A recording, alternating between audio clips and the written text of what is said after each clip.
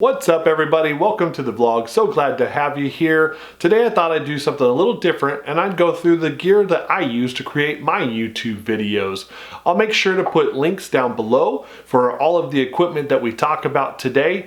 And as always, make sure that if you like the content that we're putting out here, that you hit that subscribe button as well as that like button and the bell so that you get the notifications whenever new videos come out. All right, let's dive into it.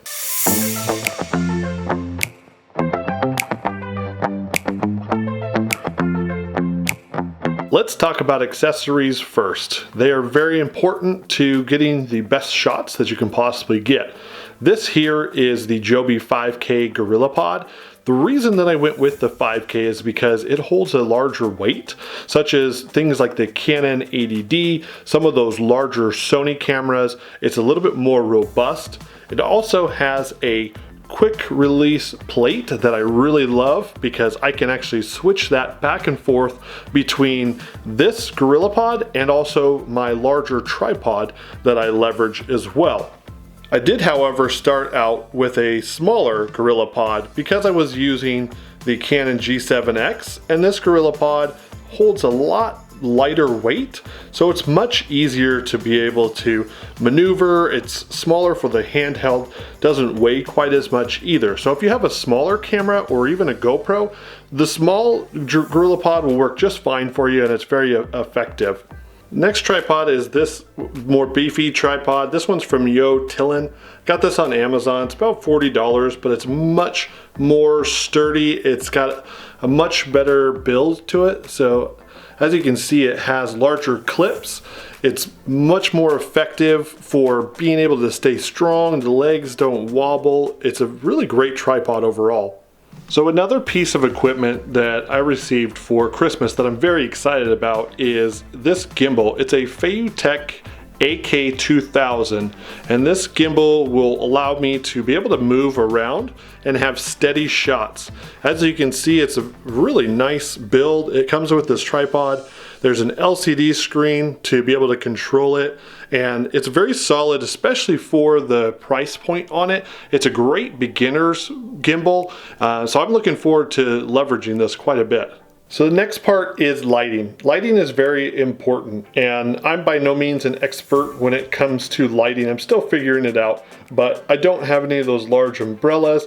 But for Christmas, I did get this Lume Cube Air, which is a fantastic little tool when you're starting out because it's very small and compact. It can travel with you, but it provides a very bright light.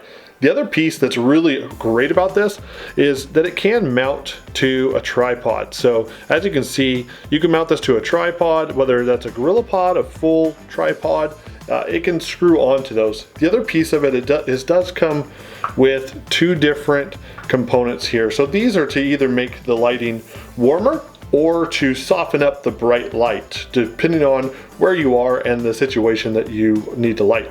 So let's talk about the cameras now. Cameras are obviously the critical piece for being able to record your videos.